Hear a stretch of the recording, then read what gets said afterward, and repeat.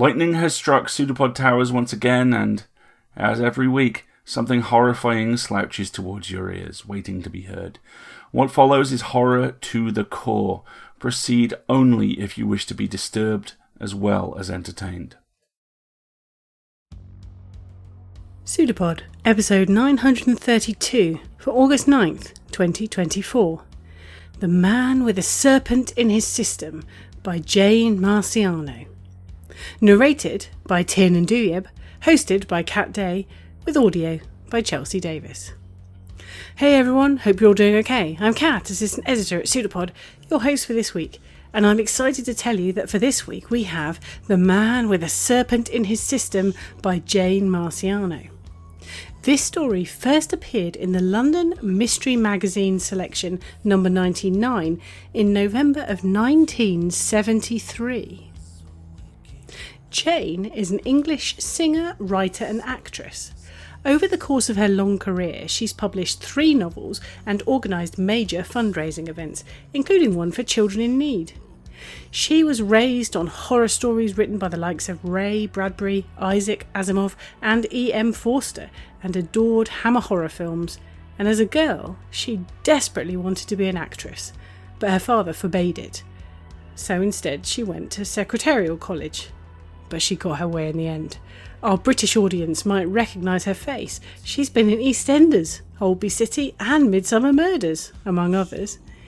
She lives with her very practical husband, who's her complete opposite and thinks she should take life easier, and she has 3 grown-up children and 11 grandchildren. She doesn't really do social media. Probably very wise. Tiernan is a writer and comedian. As a writer, he's most recently scripted episodes of Hey Dougie on CBeebies, and this is definitely my favourite credit of any narrator that we have. In his stand-up for adults, he's performed comedy all over the world, working with and writing for several well-known acts. Tiernan also co-runs the Comedy Club for Kids, performing and writing comedy for children and their families, and he writes and co-hosts children's mystery podcast Bust or Trust, as well as his own radio nonsense podcast with over 18,000 listeners a month. He also likes crisps, finding good excuses to avoid socialising and singing all the wrong words to songs. And now, we have a story for you, and we promise you, it's true.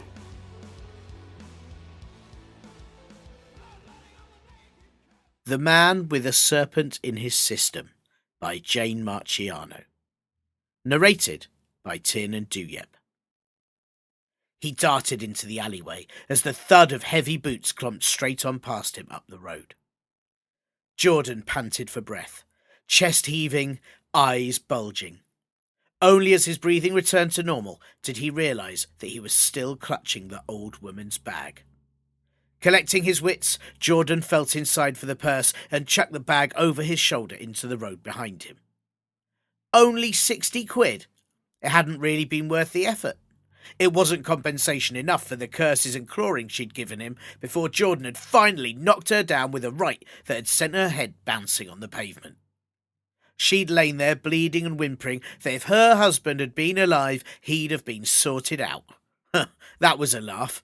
He was a match for any man. Gingerly Jordan felt his torn cheek and his fingers came away bloody from the deep scratches. Bloody old hag. Still, he doubted the bitch had last the night. The footsteps were coming back his way at a gallop. The policeman must have realised the perp couldn't have got that far so quickly and had retraced his steps. If Jordan was caught, he knew it would be a long, long stretch for him this time. The alleyway was dim, poorly lit by yellowed, old-fashioned lamps.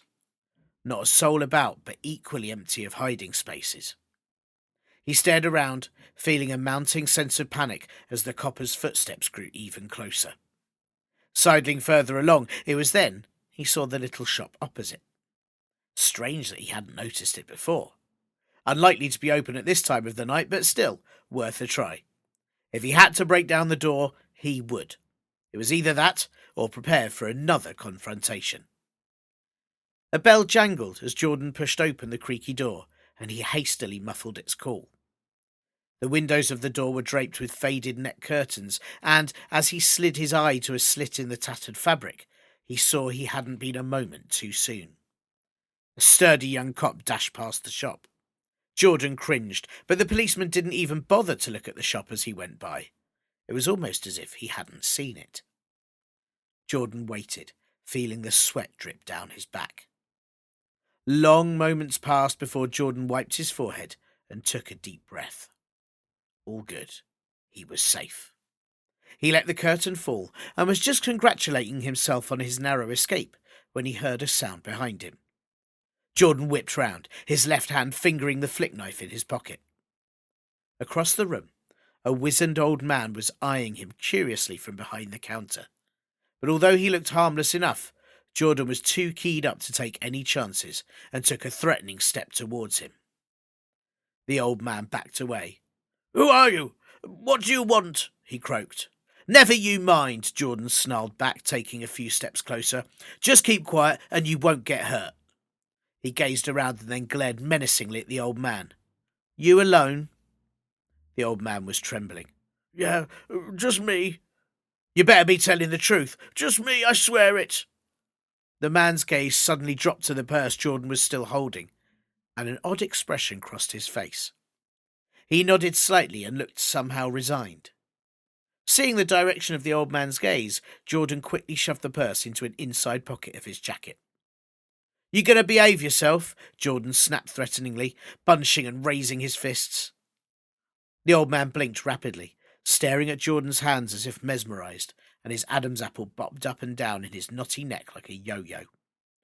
"I ain't gonna give you no trouble, mister," he wheezed, and Jordan slowly unclenched his fists. The old geezer looked so frail a puff of wind could knock him over. He'd got nothing to fear from him for sure. Well, that's all right then. Jordan decided his safest bet was to stay put for a while, at least until he was sure the coast was clear. He began to pace around the tiny room, the old man's rheumy eyes following his progress. Jordan stopped pacing and leered at him nastily, just enough to remind him that he could mean business if he chose. "So what do you sell here then, eh?" Jordan asked. He was curious. As far as he could make out, the shop was bare, although the shelves contained a few books, but it didn't look like a bookshop to him, or any kind of shop, in fact. There was a cash register on the dirty counter, and he thumbed the "no sale." The till was empty of everything except dust. When the old man didn't answer immediately, Jordan looked at him sharply.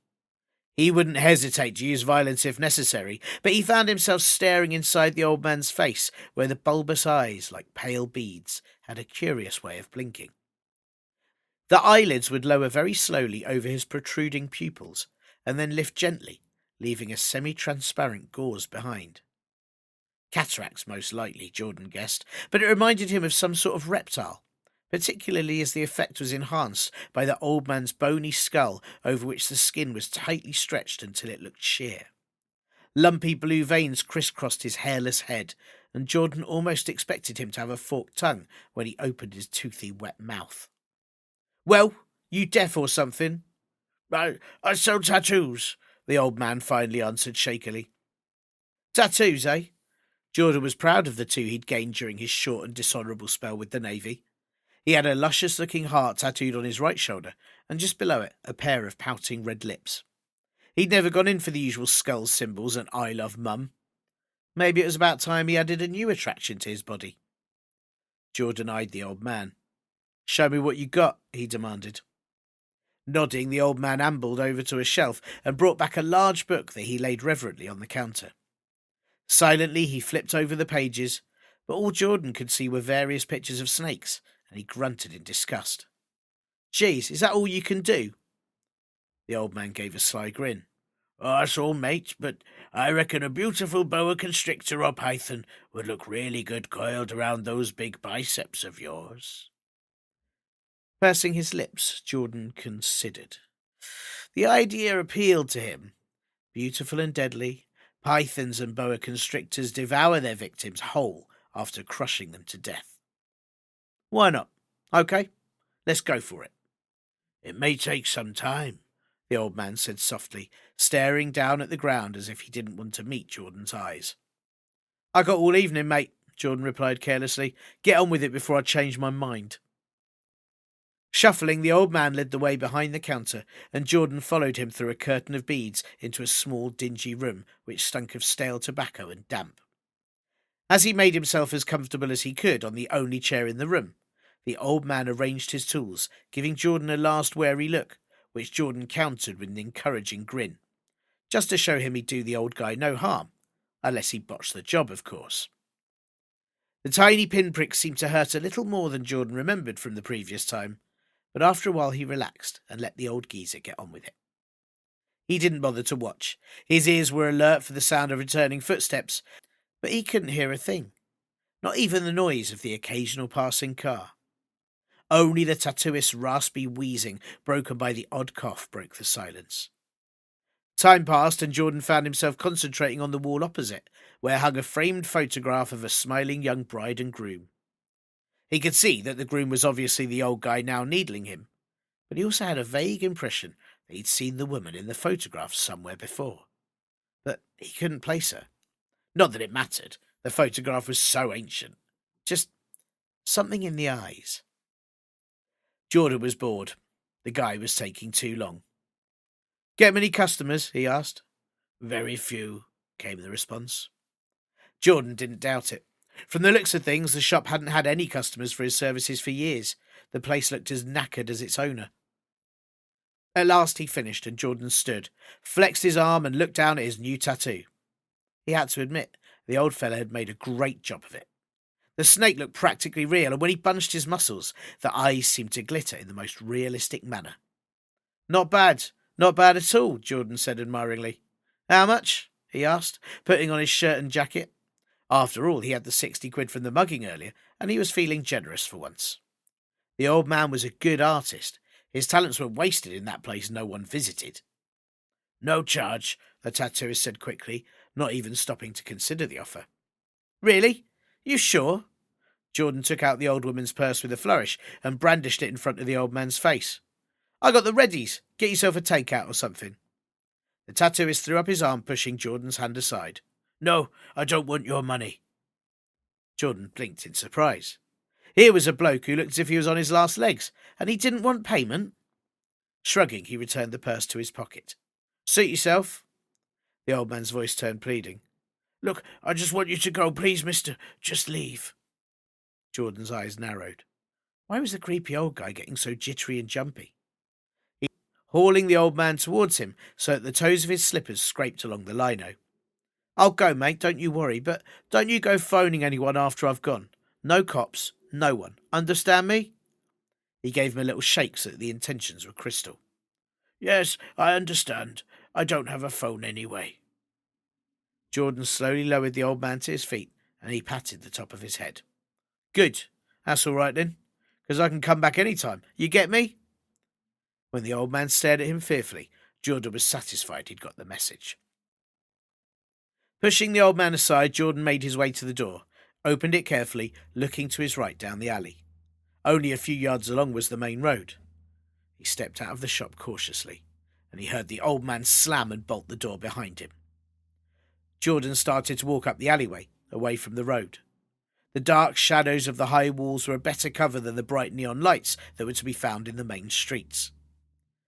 Jordan knew his way around the district quite well and was sure he could find a quiet route back to his lodgings from the bottom end of the alley. He couldn't hear a thing. It was strangely quiet. Somehow, too noiseless. He glanced up at the walls on either side and considered, but they were much too high to scale, even for him. No matter, there had to be an end soon.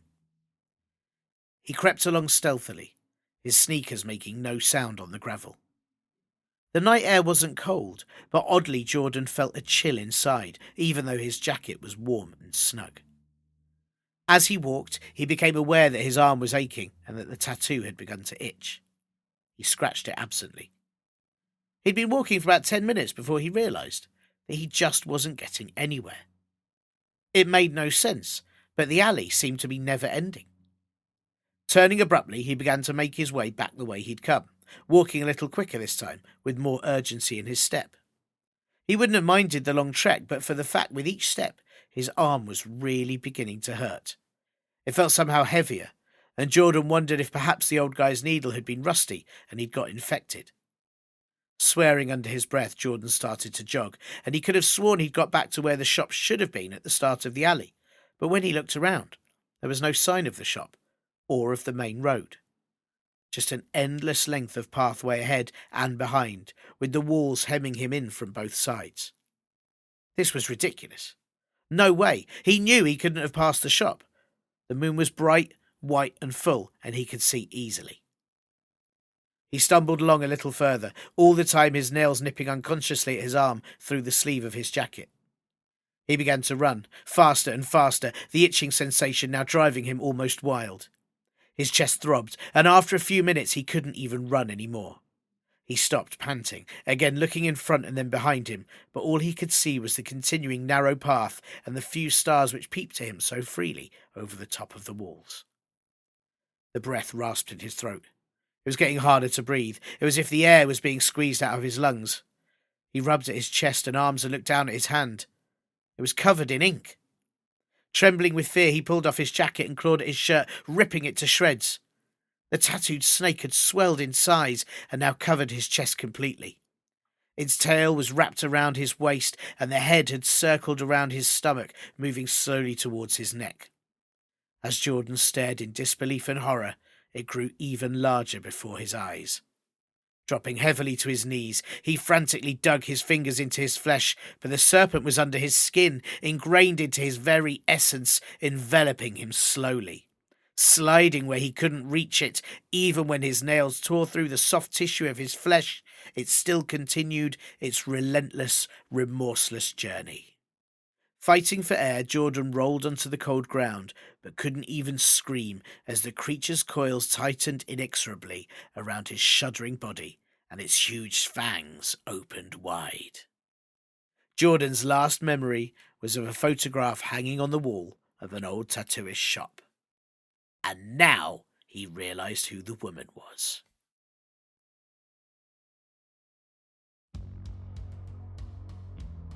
Well done. You've survived another story. What did you think of The Man with a Serpent in His System by Jane Marciano? If you're a Patreon subscriber, we encourage you to pop over to our Discord channel and tell us. When Jane originally sent us this story, she told us this.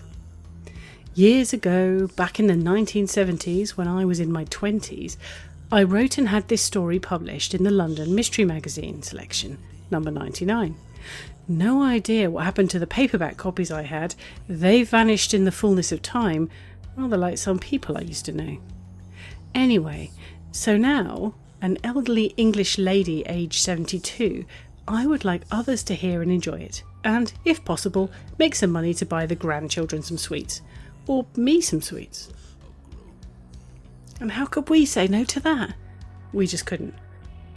Plus, we don't often get the chance to run stories from around the 1970s. We run older public domain stories, of course, and they've occasionally led us to something as late as the 1950s or so, but other than that, we very rarely get to see a reprint that's more than 10 years old. And there was such a lot of glorious pulpy horror in the 1970s and 80s. I myself grew up reading Dean Koontz, James Herbert and of course Stephen King, not to mention all the classic original horror movies that came out, Friday the 13th, Poltergeist, The Omen, The Exorcist. Ludicrous special effects, but still for my money a million times better than over shiny computer generated nonsense.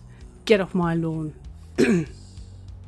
So, it was lovely to see a 1970s story, even more so from a female author. Fellow editor Sean Garrett said to me that it read like a classic story you'd read in a code-approved horror comic book of the day, like House of Mystery, The Witching Hour, just desserts and all that.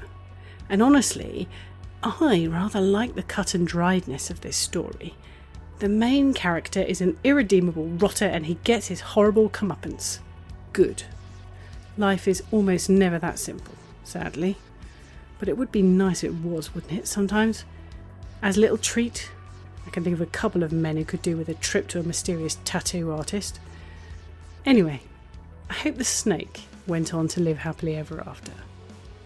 Enjoy your sweets, Jane. On to the subject of subscribing and support. PseudoPod is funded by you, our listeners, and we're formally a non-profit. One-time donations are gratefully received and much appreciated, but what really makes a difference is subscribing. A $5 monthly Patreon donation gives us more than just money, it gives us stability, reliability, dependability, and a well-maintained tower from which to operate. And trust us, you want that as much as we do. If you can, please go to pseudopod.org and sign up by clicking on Feed the Pod. If you have any questions about how to support EA and ways to give, please reach out to us at donations@escapeartist.net. And if you can't afford to support us financially, then please consider leaving reviews of our episodes, or just generally talking about them on whichever form of social media you can't stay away from this week. We now have a Blue Sky account and we'd love to see you there. Find us at pseudopod.org. If you like merch, you can also support us by buying hoodies, actually in this weather more like t-shirts, and other bits and pieces from the Escape Artist Void merch store. The link is in various places, including our pinned tweet. PseudoPod is part of the Escape Artist Foundation, a 501c3 non-profit, and this episode is distributed under Creative Commons Attribution Non-Commercial No Derivatives 4.0 International License. Download and listen to the episode on any device you like, but don't change it or sell it. Theme music is by permission of Anders Manga. Next week, it's PseudoPod's 18th birthday. Yes, your favourite horror podcast is finally old enough to vote. That sounds like something we all want, doesn't it? To celebrate, we have a special 3-parter coming up for you, The Hollow Temple by Dashiell Hammett, narrated by Mr. Buttery Man Voice himself, Dave Robertson. The first part will be hosted by Alex Hofflich, with, as always, audio production from Chelsea Davis. And finally, PseudoPod, the doctor recommend that you have a jelly baby and don't forget to brush your teeth. See you soon, folks. Take care. Stay safe.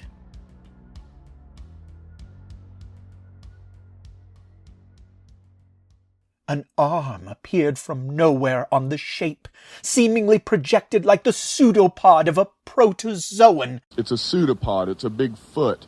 It's all about podcasts these days.